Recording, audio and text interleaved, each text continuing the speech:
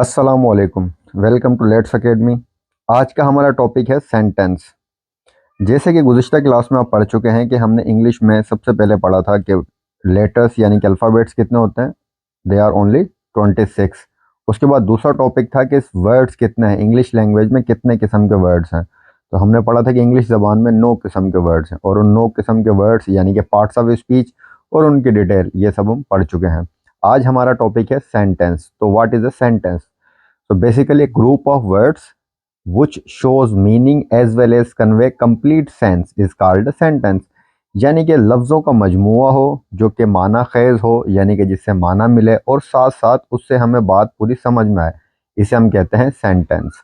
For example, he doesn't teach math, वो math नहीं सिखाता। हमें बात पता चल गई है सिखाता है या नहीं सिखाता। Naveed doesn't have children, Naveed के बच्चे नहीं हैं। डज ही प्ले टेनिस, क्या वो टेनिस खेलता है? एक सवाल पूछा जा रहा है, ये भी एक जुमला है।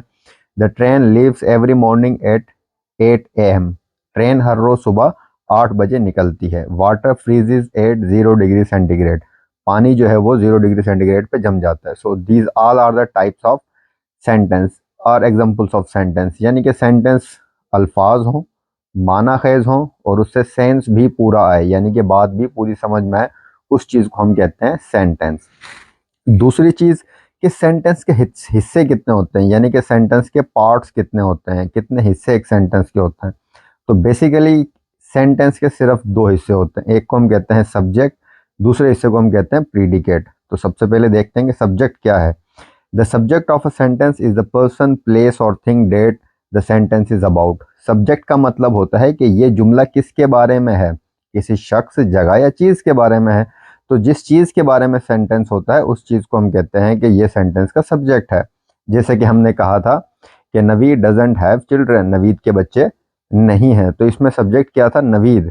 अब अगली बात, predicate. The predicate is what is being said about the subject. Predicate का मतलब है कि सब्जेक्ट के बारे में क्या इंफॉर्मेशन दी गई है। तो जैसे इसमें आगे इंफॉर्मेशन दी गई थी सेंटेंस में, नवीद यानी कि subject, doesn't have children, Naveed जो कि सब्जेक्ट है और सब्जेक्ट के क्या हैं? बच्चे नहीं हैं।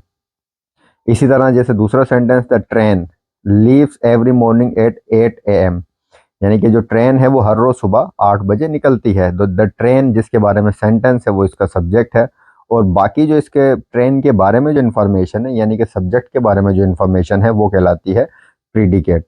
अब इसमें थोड़े हम इसके एग्जांपल्स पे भी गौर कर लेते हैं कि किस तरह से इसमें हम इस बात को और वाजे कर सकते हैं। अब देखें, सब्जेक्ट है the women, cars, boys in the red coat.